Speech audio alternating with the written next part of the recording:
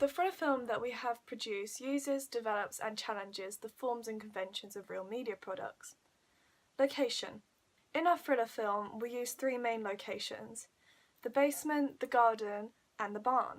Our first location was the basement. We got the idea for this location from The Dark Knight Rises underground conference room. We found the underground conference room inspiring as it was quite dark and gloomy and added to the suspense of the scene. We tried to replicate this effect by using the basement. As a group, we moved most of the furniture in the basement to the side of the room so that we would have space to film. Although we did leave bits of old wood, newspapers and bits of furniture around the room to make it look more realistic and abandoned. In order to make our film tenser, we covered the little window in the basement to make it darker and add suspense, as the audience would not be able to see the whole room, adding a certain fear factor to our basement scenes. The next location that we used was the kitchen, which was quite unconventional due to how bright it was.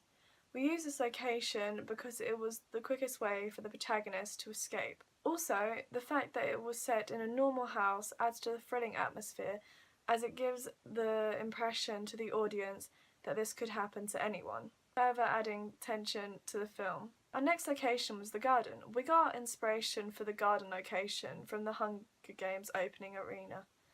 The garden can be seen as quite unconventional due to the extensive amount of light compared to our earlier basement scenes, although it still adds suspense to the film due to the lack of hiding spaces for the protagonist and the fact that the antagonists could come from any direction. Our last location was the barn.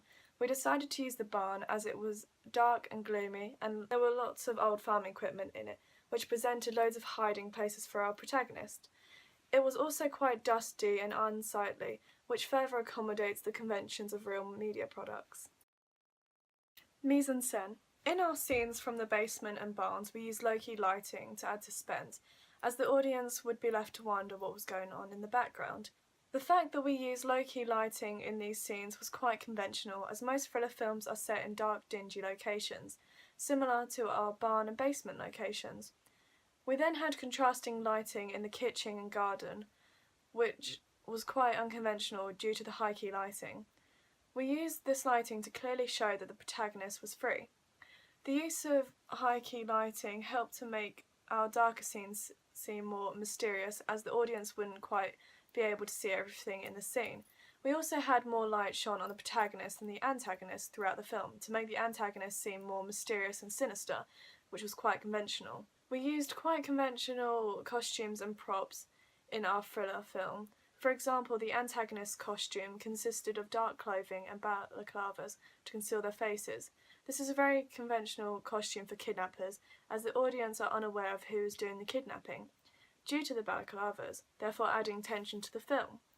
We also had our female protagonist covered in blood, which is conventional in the sense that the protagonist seems weak and at the mercy of the antagonist, as well as raising questions by the audience, as they may not know how the blood got there.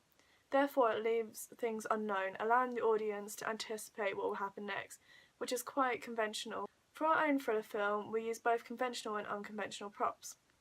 One of our main props was the chair that our protagonist was tied to in our opening. This is quite a conventional prop, as it is grimy and uncared for. It also helps to make it clear to the audience that the protagonist is trapped. This is reinforced by the use of the rope that's physically restraining her. Our use of the rope as a prop is also conventional, as it is a thing enforcing her, and it is clear that it would be uncomfortable for the protagonist, further adding to the sinister atmosphere of our film. Another conventional prop that we used was the Hessian potato sack. This was a conventional prop as it conceals the protagonist's face and raises questions for the audience as they are unaware of who it is. Also, the fact that it is covered in blood helps to infer that the protagonist has been through a great ordeal. We also used the car as a prop at the end of our thriller opening. This is conventional as it is typical to have a getaway vehicle in thriller films, although the car was used in quite unconventional due to its bright colour and old model. This helps to add an element of fear as it infers to the audience that this could happen to anyone. Another aspect of mise en scène that we used to develop and challenge the conventions of real media products was our use of characters' body language and facial expressions. In In our opening scenes, Jack and Ben, the two antagonists, have their arms crossed in order to make them appear more intimidating, as they do not give much away about themselves. They also seem more confident due to the fact that they are standing up and towering over the protagonist. It demonstrates their dominance and power, which is very conventional due to the fact that they are typical male antagonists. We then used our protagonist's facial expression and body language to challenge as well as develop typical conventions of thriller films. For example, at the start of the opening, her body language is quite conventional as she seems vulnerable due to the fact that she is at the mercy of the antagonist. But as the character unfolds, we see a different side of her due to her unconventional facial expressions. For example, when she says, "I'd much rather die, thanks," her facial expression gives the impression that she is not intimidated or threatened by the male antagonist. This is unconventional as it is normally men who are seen as brave and unthreatened, whereas women are seen as weak, not strong and independent as our protagonist comes across in our film. We got inspiration for our female protagonist from the main character in The Hunger Games, Katniss Everdeen, as she also challenges the conventions by being a strong female protagonist, unthreatened by the male antagonists that wish to harm her. Camera shots. We also used quite conventional camera shots throughout our thriller opening. For example, we used a Dutch tilt in order to put the audience on edge. This is a conventional camera shot and is used in quite a few thriller films. An example of this is the Dutch tilt from Mission Impossible, when the protagonist and antagonist engage in dialogue. Another conventional camera shot that we used was the trunk shot at the end of our thriller opening. It is used in many films such as Reservoir Dogs and Pulp Fiction to portray dominance and power. We also used low-angle shots of the antagonists to make them appear strong and high-angle shots of the protagonist to make her seem weak.